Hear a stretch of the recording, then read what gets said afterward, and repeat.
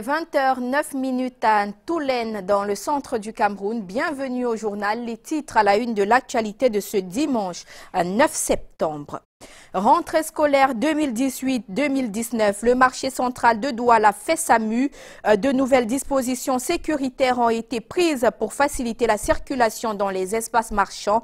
Les clients peuvent désormais faire leurs achats sans crainte au marché central de Douala. Et puis, opération de charme pour l'Union des populations du Cameroun à Toulène, petit village du département du Nyong-Ekele qui a accueilli le secrétaire général de l'UPC.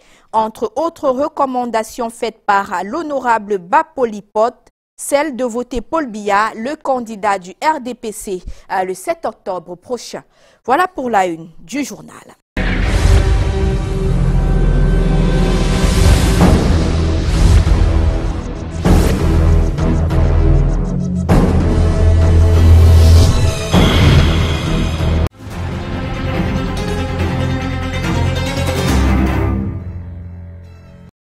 Avant l'actualité en éducation, ouvrons avec cette note d'information. Le gouverneur Adolphe Lélé-Lafrique a signé ce dimanche une décision instaurant un couvre-feu dans la région du Nord-Ouest. Un couvre-feu qui ira donc de 18h à 6h du matin jusqu'à nouvel avis. Les voyages de nuit sont suspendus. La circulation des biens et des personnes est interdite entre 18h et 6h. Les commerces et autres lieux devront être fermés. Les contrevenants à cette mesure, qui ne s'applique pas aux autorités administratives et aux personnes en possession d'une autorisation de circulation, seront sanctionnés conformément aux dispositions de la loi. Cette décision fait suite aux nombreux troubles enregistrés la nuit dernière à Akoum, situé à quelques mètres de la ville de Santa. Nous y reviendrons dans nos toutes prochaines éditions. Dans l'actualité, le marché central de Douala a fait sa mue à l'heure de la rentrée scolaire. De nouvelles dispositions sécuritaires ont été prises pour permettre aux parents de circuler sans difficulté et sans crainte dans les allées et autres couloirs du marché. Sur place, les différents rayons d'articles scolaires sont visibles et la circulation fluide. Junior Ossin et Marius Kossou nous amènent faire un tour au marché central de Douala.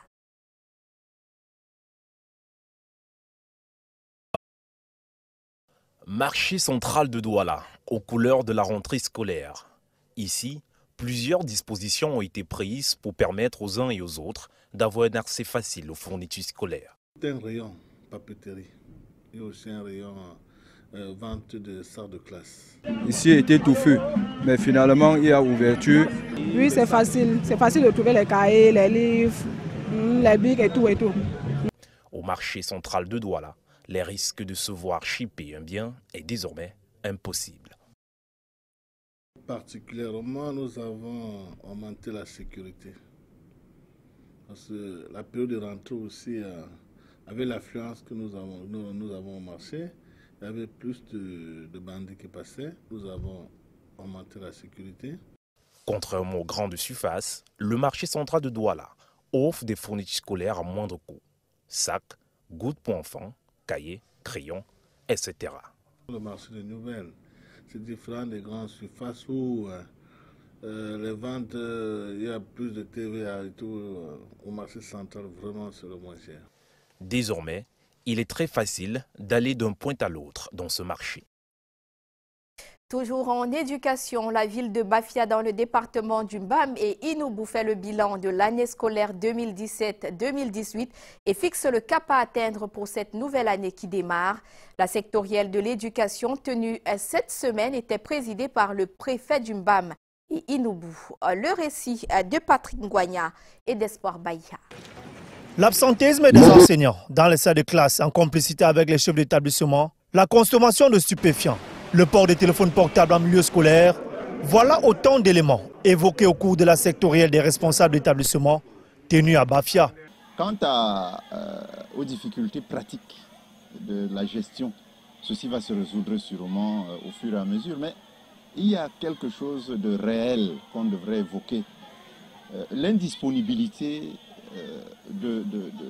par exemple, de la fraction non affectée qui permet au chef d'établissement de préparer effectivement la rentrée, fait problème au niveau de nos établissements ruraux. Parce que le chef d'établissement qui doit acheter sa boîte de crèche chez l'épicier ne compte que sur ces rentrées-là pour avoir ce petit matériel qui permet de commencer une année de façon sereine. L'objectif de cette rencontre est de faire le bilan de l'année scolaire écoulée, mais aussi d'élaborer une feuille de route pour l'année scolaire qui commence. Pendant les classes, on donne de l'argent, on dit les frais exigibles, les frais d'examen, les frais de ceci. À un moment donné, certains responsables des écoles n'envoient pas l'argent, l'argent disparaît, les dossiers restent et tout. Parfois, vous avez vu, à un moment donné, les enfants séquestrent les proviseurs, les directeurs d'école et tout. C'est comme ça le problème. Nous sommes très d'accord avec le ministre et que vraiment qu'elle aille de l'avant. À la fin de ce conclave, présidé par le préfet du BAM et Inoubou, plusieurs mesures sont prises. J'ai été heureux de constater que de façon globale, pour ces 3 jours de classe, pour ce premier trimestre, la plupart des résolutions sont déjà mises en œuvre, notamment le mode de paiement et la nouvelle approche dans la pédagogie. Nous souhaitons simplement que cela puisse se poursuivre, mais davantage que l'aspect école propre soit implémenté davantage par l'exemple. La remise de primes aux meilleurs établissements de la ville de Bafia a sifflé la cloche de fin de cette rencontre. Restons dans le BAM et Inoubou, en prélude à la célébration des Journées internationales de l'enseignant et de la femme rurale. Une réunion préparatoire s'est tenue dans le département. L'objectif est d'appeler les forces vives et les populations rurales à se mobiliser pour une meilleure célébration. Le récit de Mireille Flore de Fofotso et d'Espoir Bahia. Des commissions sont déjà mises en place dans le département du BAM et Inoubou pour préparer la célébration de la Journée mondiale de l'enseignant.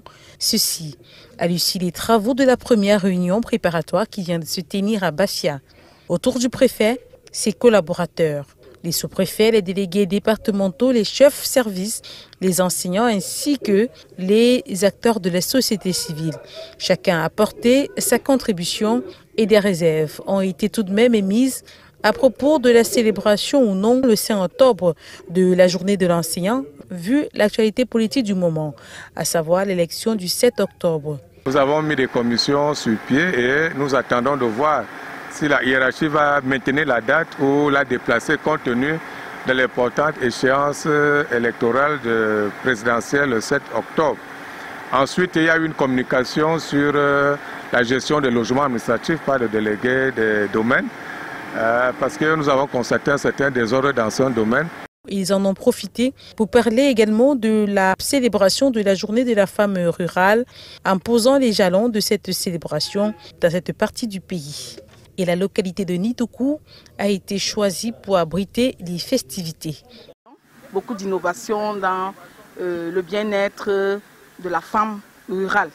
En ce moment, j'implémente l'autonomisation de la femme et la prise en charge de la femme par elle-même et même de la famille par la femme rurale.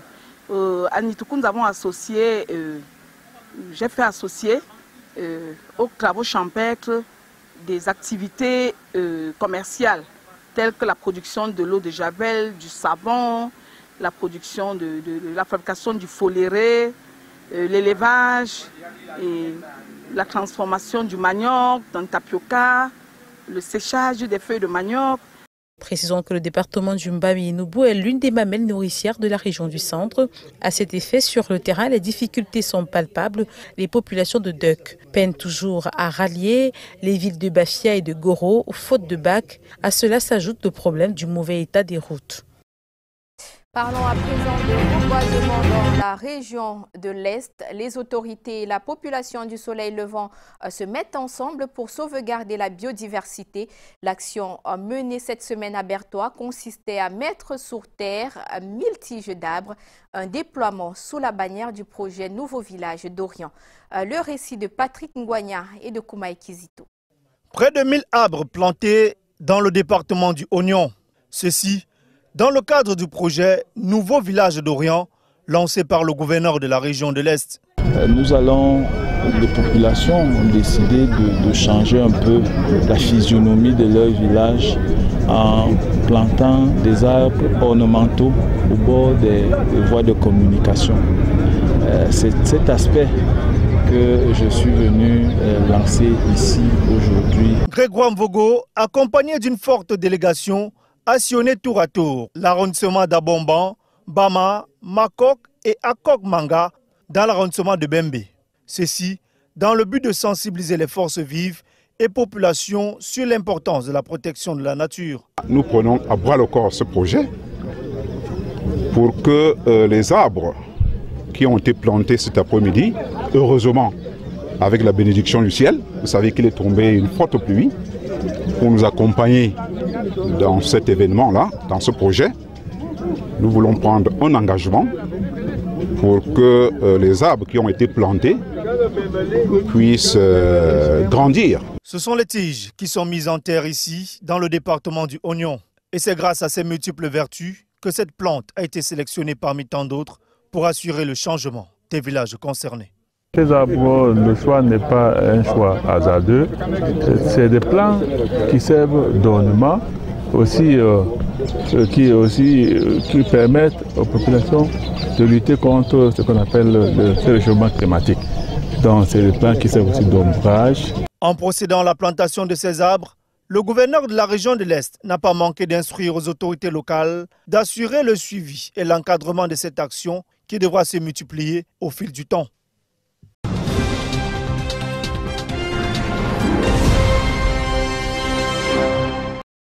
Dans l'actualité en politique, le village Toulen, une bourgade située dans l'arrondissement de Bot-Makak, département du Nion-et-Kélé, a accueilli ce week-end le secrétaire général de l'Union des populations du Cameroun. À ses pairs, l'honorable Bapolipot recommande le retrait des cartes d'électeurs, la descente massive aux urnes, mais surtout de voter Paul Biya, le candidat du Rassemblement démocratique du peuple camerounais, le 7 octobre prochain. C'était également l'occasion pour lui d'installer le bureau de la section UPC de Momos à Mabéya. Les détails de nos correspondants Luc Biga et Christian Bock. Le piteux état de cette route n'a pas empêché l'accueil des grands jours réservés au secrétaire général de l'Union des populations du Cameroun, l'honorable Bapolipo à la case communale de Toulen, une petite localité du département du Nion-et-Kélé dans l'arrondissement de Bot-Makak. Nous avons donc trouvé nécessaire de maintenir notre action de mobilisation pour que l'UPC soit toujours en harmonie avec l'âme de nos pères fondateurs, toujours soutenir le Camerounais qui a pour mission de sauvegarder la souveraineté de notre peuple. Après une courte prière, le secrétaire général Robert Bapolipot monte au créneau pour expliquer à ses camarades les enjeux de l'heure. Retirer sa carte d'électeur, aller aux urnes et voter le candidat Paul Biya du RDPC le 7 octobre prochain est le message véhiculé par le secrétaire général à ses camarades. Au moment où nous nous apprêtons à accompagner le président Paul Biya dans sa démarche le 7 octobre 2018 dans le cadre de l'élection présidentielle, cette démarche qui consiste à sauvegarder la souveraineté de notre peuple, nous sommes venus mobiliser la base de l'UPC parce que l'UPC est gardienne de la souveraineté du peuple camerounais. Le secrétaire général en a profité pour installer le bureau de la section de l'UPC à Momos-Mabéya, conduit par Making Simon. Pour galvaniser les siens, des intrants et machines agricoles leur sont gracieusement offertes par le secrétaire général pour booster l'activité agricole dans le coin. Et c'est par des réjouissances que s'achève cette autre descente du secrétaire général Bapolipo vers la base du parti.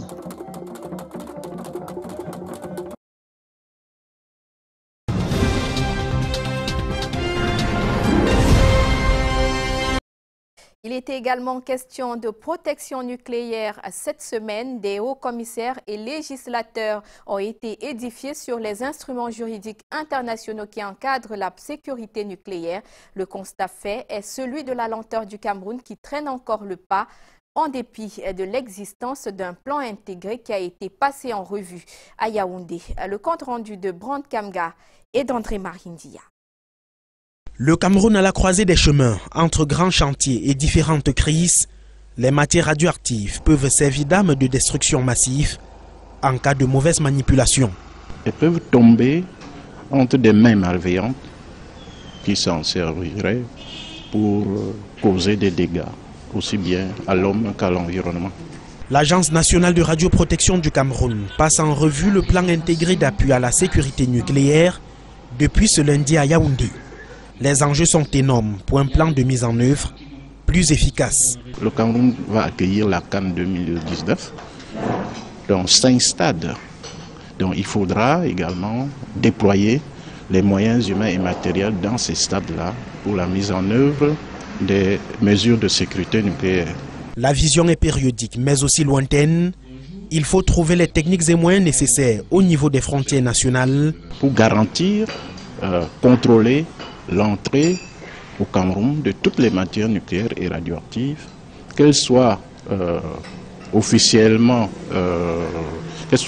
officiellement ou qu'elles entrent par des voies illicites. Du 3 au 7 septembre 2018, plusieurs experts de l'Agence internationale de l'énergie atomique vont accompagner l'Agence nationale de radioprotection pour une mise en œuvre plus efficace des activités de sécurité nucléaire pour la période 2019-2021.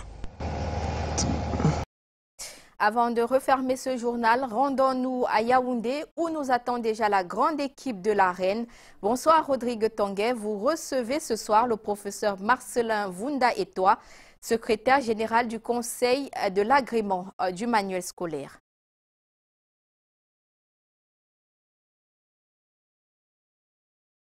Bonsoir, vous êtes en direct. Vous nous parlez de l'émission La Reine de ce soir.